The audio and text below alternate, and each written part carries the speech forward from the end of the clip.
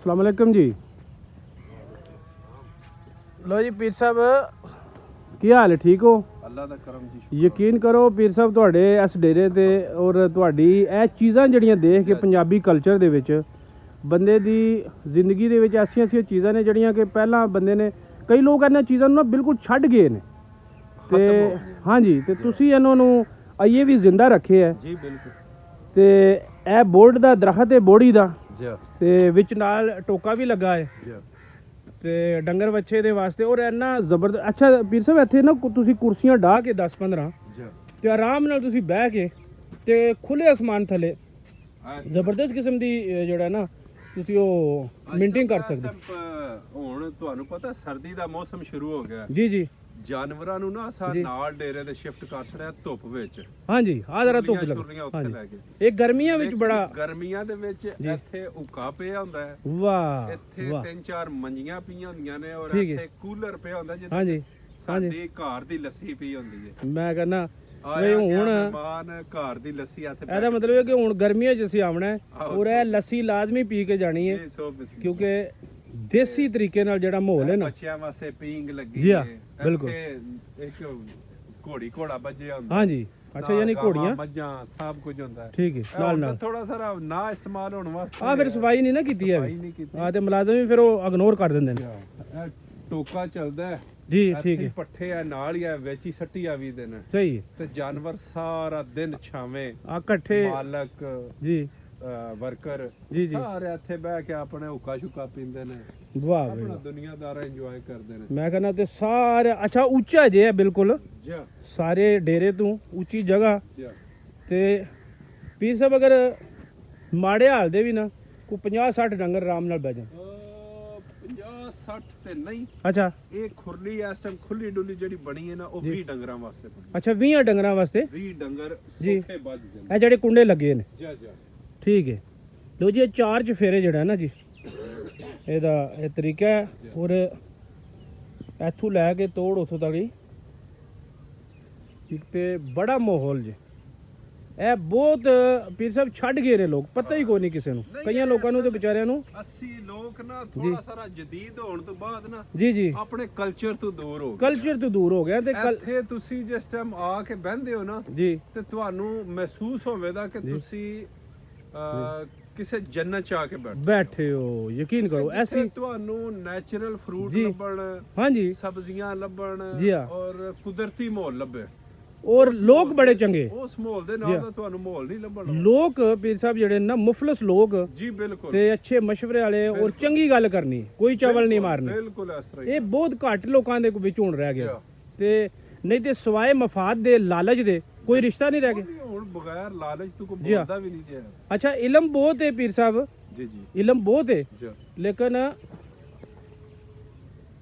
ਬਿਮਾਰੀ ਉਹ ਹੀ ਹੈ ਕਿ ਮਨੁ ਕੀ ਦੇਣ ਦਾ ਇਹ ਰਿਸ਼ਤਾ ਹੈ।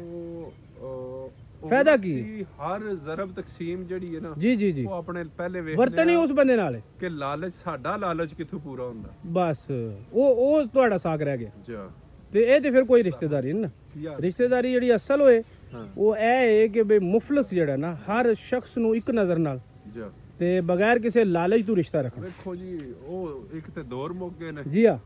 ਦੂਸਰਾ ਲੋਕਾਂ ਚੋਂ ਇਨਸਾਨੀਅਤ ਖਤਮ ਹੋ ਗਈ ਇੱਕ ਹੁੱਬ ਹੁੰਦੀ ਹੈ ਜਿਹੜੀ ਇੱਕ ਦੂਜੇ ਚ ਨਾ ਇੱਕ ਦਰਦ ਪੈਦਾ ਕਰਦੀ ਹੈ ਇੱਕ ਖਿੱਚ ਹੁੰਦੀ ਹੈ। ਜੀ ਹਾਂ ਜੀ ਹਾਂ ਕਿ ਇਸ ਇਨਸਾਨ ਨਾਲ ਮੈਂ ਭਲਾ ਕਰਨਾ ਤੇ ਅੱਲਾ ਨੇ ਮੇਰੇ ਨਾਲ ਕਰਨਾ ਹੈ। ਯਾਨੀ ਸਾਡਾ ਤਵੱਕਲ ਅੱਲਾ ਤੋਂ ਹਟ ਕੇ ਤੇ ਬੰਦਿਆਂ ਤੇ ਰਹਿ ਗਿਆ ਕਿ ਬਈ ਮੈਨੂੰ ਇਸ ਬੰਦੇ ਨੇ ਇਹ ਫਾਇਦਾ ਦੇਣਾ। ਇਹ ਚੋਈ ਸਾਹਿਬ ਨਾ ਰਲੇ ਤੇ ਮੇਰਾ ਕੁਝ ਬਣਨਾ ਨਹੀਂ। ਬਸ ਬਸ ਇਹ ਸ਼ਾਹ ਸਾਹਿਬ ਨਾ ਹੋਏ ਤੇ ਮੈਂ ਕੀ ਕਰਾਂਗਾ। ਉਹ ਹੀ ਸਾਨੂੰ ਖਾ ਗਿਆ ਜੇ ਕਿ ਜਦੋਂ ਅਸੀਂ ਰੱਬ ਦੀ ਜਿਹੜੀ ਵੰਡ ਸੀ ਉਹਦੇ ਤੋਂ ਹਟ ਕੇ ਅਸੀਂ ਬੰਦਿਆਂ ਤੇ ਉਹ ਵੰਡ ਪਾ ਲਈ ਕਿ ਵੀ ਸਾਨੂੰ ਫਲਾਣਾ ਬੰਦਾ ਸਾਡੇ ਨਾਲ ਹੋਵੇਗਾ। ਦੇਖੋ ਜਦੋਂ ਅਸੀਂ ਰੱਬ ਦੀ ਜ਼ਾਤ ਤੋਂ ਹਟ ਕੇ ਲੋਕਾਂ ਦੇ ਮੁਹਤਾਜ ਹੋਏ ਆ ਨਾ ਜੀ ਜੀ ਜੀ ਫਿਰ ਤਾਂ ਹੀ ਸਾਨੂੰ ਘਾਟੇ ਪਏ। ਸਜ਼ਾ ਦੇ ਤੌਰ ਤੇ ਅੱਲਾ ਨੇ ਵੀ ਇਹ ਆਖਿਆ ਜਾ ਹੁਣ ਬੰਦਿਆਂ ਕੋਲ ਹੀ ਆਪਣੀ ਖਾਹਿਸ਼ਾਂ ਪੂਰੀਆਂ ਕਰ। ਮੈਂ ਕਹਿੰਦਾ ਮੇਰੇ ਆਲੂ ਸਲਾਮ ਹੀ ਕਿੱਡੀ ਗੱਲ ਕੀਤੀ ਜੀ ਯਕੀਨ ਕਰੋ।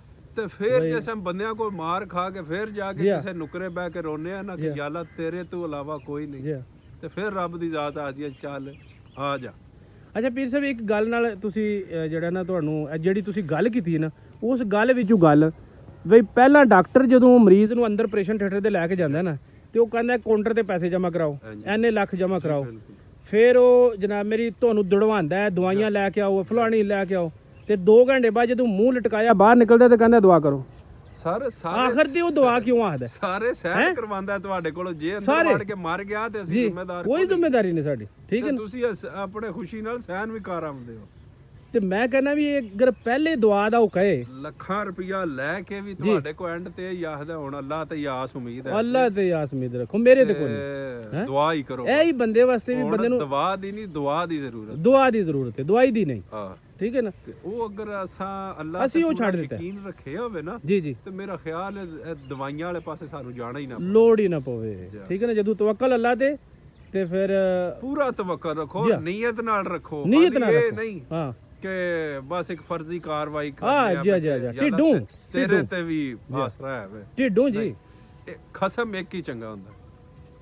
ਮੈਂ ਕਹਿੰਦਾ ਸਿਰਫ ਅੱਲਾਹ ਦੀ ਜ਼ਾਤ ਨਾਲ ਲਾ ਕੇ ਟੁਰੋ ਦੇ ਜੀ, ਤੇ ਫਿਰ ਅੱਲਾਹ ਦੀ ਜ਼ਾਤ ਤੁਹਾਨੂੰ ਕਿਸੇ ਦਾ ਮੁਤਾਜ ਹੋਣ ਹੀ ਨਹੀਂ ਦੇਣਾ। ਸੈਯਦ ਦੀ ਜ਼ਾਤ ਨੇ ਤੇ ਯਕੀਨ ਕਰੋ ਵੀ ਇੰਜ ਦੀ ਗੱਲ ਤੁਹਾਨੂੰ ਕਿਸੇ ਬੜੇ ਉਲਮਾ ਕੋਲੋਂ ਵੀ ਨਹੀਂ ਲੱਭਣ ਲਈ, ਕਿ ਜਿਹੜੇ ਜਿਨ੍ਹਾਂ ਦਾ ਡਾਇਰੈਕਟ ਲੜੀ, ਜਿਨ੍ਹਾਂ ਦਾ ਜਨਾਬ ਮੇਰੀ ਤਵੱਕਲ 100% ਅੱਲਾਹ ਤੇ, ਕਿ ਤੁਸੀਂ ਅੱਲਾਹ ਕੋਲੋਂ ਦੁਆ ਮੰਗੋ ਔਰ ਅੱਲਾਹ ਹੀ ਤੁਹਾਡੀ ਮਦਦ ਕਰਨ ਵਾਲਾ ਹੈ। ਔਰ ਅੱਲਾਹ ਤੋਂ ਇਲਾਵਾ ਜਦੋਂ ਤੁਸੀਂ ਦਰਬਦਾਰ ਇੱਧਰ ਉੱਧਰ ਹੋਵੋਗੇ ਤੇ ਫਿਰ ਤੁਹਾਡੇ ਵਾਸਤੇ ਖੱਜਲ ਖਰਾਬ। ਜਿਸ ਨਿਸਬਤ ਦੇ ਨਾਲ ਸਾਡੀ ਸੈਯਦ ਹੋਣ ਦੀ ਵਜ੍ਹਾ ਤੋਂ ਤੁਸੀਂ ਸਾਡੀ ਕਦਰ ਕਰਦੇ ਹੋ, ਹਾਂਜੀ ਬਿਲਕੁਲ, ਤੁਹਾਡੀ ਇੱਜ਼ਤ ਨੂੰ ਵੀ ਸਲਾਮ ਹੈ, ਸਲਾਮ ਹੈ। ਔਰ ਉਸ ਘਰਾਣੇ ਨੂੰ ਵੀ ਸਲਾਮ ਹੈ ਜੀ ਜੀ, ਜਿਸ ਘਰਾਣੇ ਦੀ ਵਜ੍ਹਾ ਤੋਂ ਅੱਜ ਸਾਦਾਤ ਹੋਣ ਦੀ ਵਜ੍ਹਾ ਤੋਂ ਤੁਸੀਂ ਸਾਡੀ ਰਿਸਪੈਕਟ ਕਰਨੇ ਆ। ਯਕੀ ਉਹ ਸਦਾ ਇਨਸ਼ਾਅੱਲਾ ਕਿਆਮਤ ਤਾੜੀ ਸਾਦਾਤ ਵੀ ਵੇਖੋ ਜੀ, ਕਰਬਲਾ ਦਾ ਵਾਕਿਆ ਤੁਹਾਡੇ ਸਾਹਮਣੇ ਜੀ ਜੀ ਆ ਜਾ ਕਿਆਮਤ ਤੱਕ ਨਿਸ਼ਾਨੀ ਹੈ ਤੁਹਾਡੇ ਕੋਲ। ਅੱਲਾਹ ਦੇ ਹਜ਼ੂਰ ਇਮਾਮ ਹੁਸੈਨ ਨੇ ਆਖਿਆ ਕਿ ਮੈਨੂੰ ਥੋੜੀ ਦੇਰ ਦਾ ਵਕਤ ਦਿਓ, ਜੀ ਆ ਮੈਂ ਨਮਾਜ਼ ਪੜ੍ਹ ਲਾਂ, ਮੈਂ ਨਮਾਜ਼ ਪੜ੍ਹ ਲਾਂ, ਔਰ ਖੁਦਾ ਨੂੰ ਸਜਦਾ ਕਰ। ਜੀ ਆ ਅੱਲਾਹ ਨੂੰ ਸਜਦਾ ਕਰ। ਲਾਇਕੇ ਇਬਾਦਤ ਸਿਰਫ ਉਹਦੀ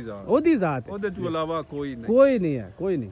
ਇਹ ਚੀਜ਼ ਸਾਨੂੰ ਇਸ ਚੀਜ਼ ਦਾ ਦਰਸ ਦਿੰਦੀ ਹੈ ਕਿ ਇਬਾਦਤ ਦੇ ਲਾਇਕ ਅਗਰ ਹੈ ਤੇ ਵਾਦਾ ਉਲਾਸ਼ ਸਿਰਫ ਉਹਦੀ ਜ਼ਾਤ ਹੈ। ਮਾਸ਼ਾਅੱਲਾ ਮਾਸ਼ਾਅੱਲਾ। ਤੇ ਮੈਂ ਕਹਿੰਦਾ ਬਿਆਨ ਕੋਈ ਨਹੀਂ ਜੀ, ਯਕੀਨ ਕਰੋ।